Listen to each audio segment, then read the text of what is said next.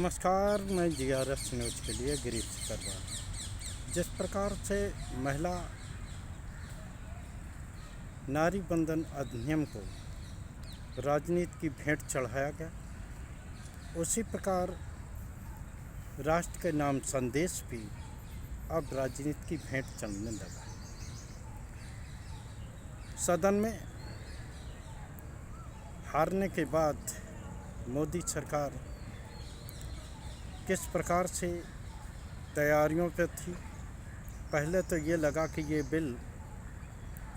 या जो विशेष सत्र बुलाया गया है महिला आरक्षण को लेकर, तो संभवतः उन्होंने कुछ तैयारी की होगी, लेकिन उनकी अधूरी तैयारी तब दिखाई दी जब शुरू में ही विपक्ष ने डिवीज़न की मांग करके उन्हें यह दर्शा दिया कि उनके पास सिर्फ 251 मत ही हैं। हालांकि रखने के लिए, जो विधेयक रखने के लिए साधारण बहुमत भी काफ़ी होता है, लेकिन जब मतदान होगा जिसमें कि बदलने के लिए जो आप परिवर्तन करेंगे संविधान में, उसमें 2/3 बहुमत आपको चाहिए, उसी दिन ये स्पष्ट हो गया था कि ये बिल पारित होने वाला नहीं। इसके बावजूद भी सरकार इस बात पे अड़ी थी कि वो विधेयक को लाएंगे। निश्चित तौर पर ये दर्शाता है कि इसको लेकर सत्ताधारी दल केंद्र सरकार राजनीति कर रही थी, और ये राजनीति दिखाई ही थी। जैसे ही सरकार सदन में हारी, वैसे ही आप देख लीजिए किस प्रकार विपक्षी दलों के नेताओं के यहाँ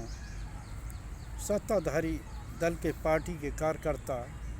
किस प्रकार विरोध प्रदर्शन करने निकल गए। प्रधानमंत्री ने भी कल राष्ट्र के नाम संदेश का लाभ उठाया और किस प्रकार से खासकर कांग्रेस को और उनके सहयोगी दलों को महिला विरोधी बताते हुए अपनी गोटी लाल करने की कोशिश की। निश्चित तौर पर आप ये तय मान लीजिए कि अगर सरकार की मंशा महिलाओं को कुछ देने को होती, तो 2023 में जब ये विपक्ष के सहयोग से ये विधेयक पारित हुआ था, तो उस समय ही विपक्षी दलों की मांग पर उन्हें ये उसी समय उसी संख्या के आधार पर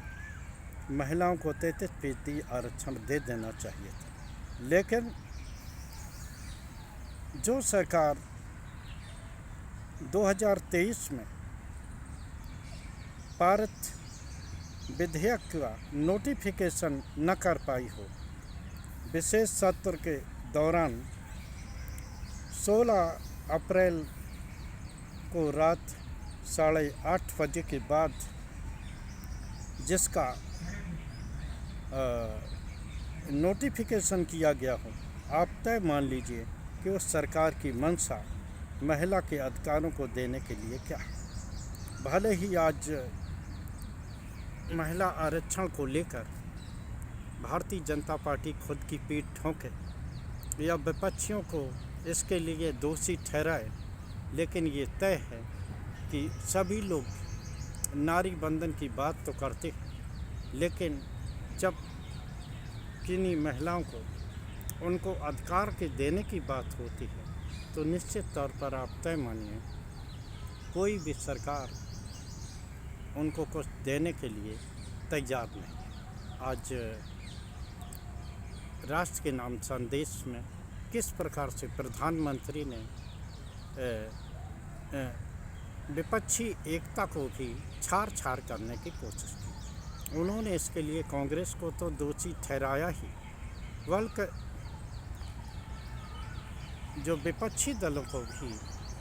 एक तरह से सचेत किया कि वो कांग्रेस के बहकावे में न आके अपनी अलग लाइन 2024 के चुनाव में जो परिणाम आया है वो ये दर्शाने को काफ़ी है कि सरकार के लिए कितनी मुश्किल। कई बार सरकार ने इस पे रोल बैक किया है, अपने विधेयकों को प्रवर समिति को भेजा है, कई निर्णय उनने पलटे भी हैं, लेकिन ये पहली बार हुआ है कि सरकार का कोई बिल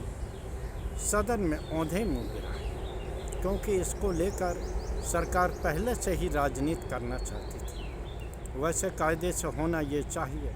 कि अगर सरकार का कोई बिल फ्लोर पर गिरता है तो ये माना जाता है कि सरकार ने अपना बहुमत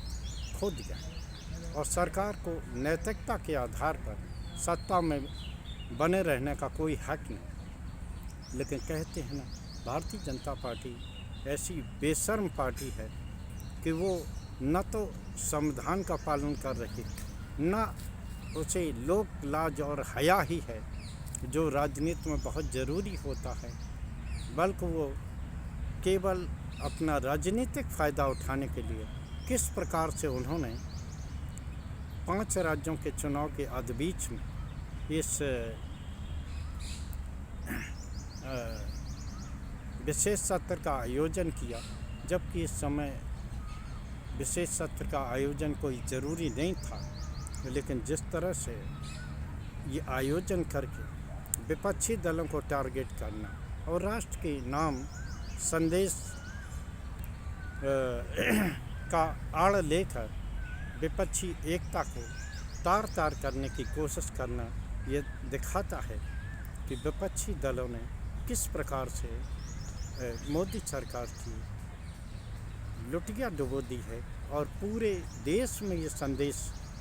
चला गया है कि भारतीय जनता पार्टी महिलाओं को क्या, किसी भी वर्ग को कुछ भी देना नहीं चाहती।